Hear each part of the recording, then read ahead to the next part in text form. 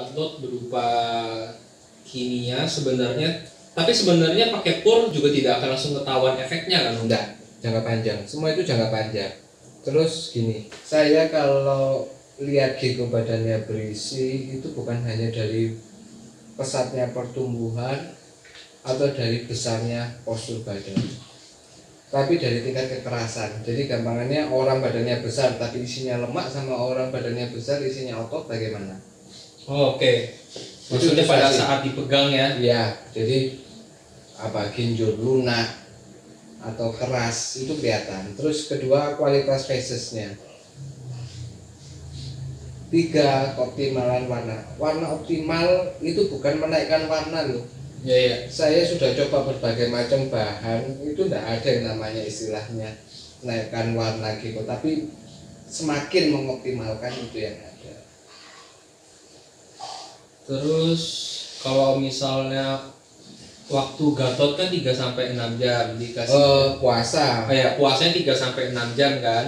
Habis itu kan dia diberi makan atau diberi makan Gatot. Nah, itu perlu waktu berapa lama supaya jangkriknya ini bisa menyerap nutrisi secara maksimal untuk kemudian diberi makan ke Gecko? Kita ngomong dengan catatan variabelnya adalah temperatur standar. Ya, temperatur standar. Saya sekurang-kurangnya itu 6 jam. Maksimal 24 jam. Maksimal Ya. Karena setelah itu sudah jadi badannya jangkrik. Jadi kalau di produk saya itu saya bagi 2 nutrisi untuk jangkriknya sama nutrisi untuk Geckonya Di dalam produk itu ya? Ya, tapi tidak saya jelaskan detail. Yang jelas kenapa saya bisa menentukan 6 sampai 12 jam optimal, karena sebelum saya riset gadlut, saya belajar breeding jangkrik dulu sama kawan saya Septi. Kita punya dulu total itu hampir 12 kotak. Kotaknya bukan kotak kecil-kecil, kotak bukan kotak besar, ukuran 1 kali 1 kali 1 dengan tinggi 50 cm, setengah meter. Kita breeding, kita netaskan, kita besarkan, kita kasih variabel makanan ABC, mana yang lebih optimal, yang memperpendek usia jangkriknya, tingkat kematiannya tinggi. Kita eliminasi, kita coba ganti terus. Begitu ada beberapa bahan ABCD misalkan itu cocok, kita adu di pertumbuhan jangkriknya yang bagus mana. Setelah diadu, kita ambil sampling dari yang sama, dari pakan ABCD itu kita kumpulkan jangkrik, kita bekukan, kita masukkan freezer langsung. Jadi ada yang di dalam satu kotak yang sama, ada yang di gadlut cuma 3 jam, 6 jam, 12 jam, 24 jam sampai 48 jam. Variabel yang berbeda itu ya. Kita kasih tulisan di situ, kita masukkan freezer, kita ujikan lab. Makanya saya bilang untuk mengambil suatu kesimpulan atau untuk membuat sesuatu itu perlu waktu, biaya, dan ilmu. Makanya kamu sendiri harus senang baca, senang belajar. Tetap keep curiosity, maksudnya tetap punya rasa penasaran, tetap pengen tahu. Semakin tahu banyak semakin proses bodoh. Iya, benar. Oke, berarti perlu waktu 6 sampai 24 kurang lebih dengan suhu segitu standar ya. Gimana kalau misalnya kita kasih makan pada saat makanan si jangkriknya habis? Kan ada tuh orang beberapa yang anggapnya waktunya nggak banyak ya untuk menunggu puasa, untuk menunggu proses gadlut. Itu sebenarnya ada efek samping atau semacamnya dong? Ya boros akhirnya, tidak tepat sasaran. Cuman itu aja. Maksudnya kamu malah buang-buang ya, baik buang-buang makanan gadlutnya ataupun buang-buang jangkriknya, karena mereka over pakan pun di dalam kandangnya bakalan mati. Jangan lupa kalau bukan over makannya, cuma maksudnya kita dengan dosis makannya udah tepat, misalnya kayak proporsi makannya 5%, 10% dan semacamnya. Cuma pada saat kita kasih makan nih, anggapannya contoh kasus aja ya, biar gampang. Pada hari itu saya sibuk misalnya, saya beli jangkrik baru datang jam 10 pagi. Habis itu saya puasa ya biasa sampai jam 1 sampai jam 2 dengan kondisi ruangan ya 30 ke atas. Nah habis itu tapi jam 7 malam saya harus pergi keluar. Sedangkan pada saat itu saya kasih makan jangkriknya jam 1 siang, dan saya ngelihat makanan gatlotnya itu udah dimakan sebelum waktu yang udah disarankan. Jadi pada saat jam 3 sore udah habis makanan gatlotnya. Nah itu boleh nggak? Maksudnya apakah tidak masalah kalau misalnya tidak menunggu sampai 6 sampai 24 jam tadi itu, tapi langsung 2 jam makanan habis saya langsung kasih makan ke gekonya?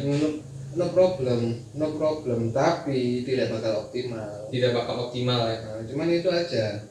Kalau boleh apa enggak ya boleh, enggak ada yang larang. Cuman optimal atau tidak kan dari hasil uji lab itu kan saya bisa tahu mana kandungan nutrisi yang paling optimal, yang terserap di badannya jangkrik yang sudah.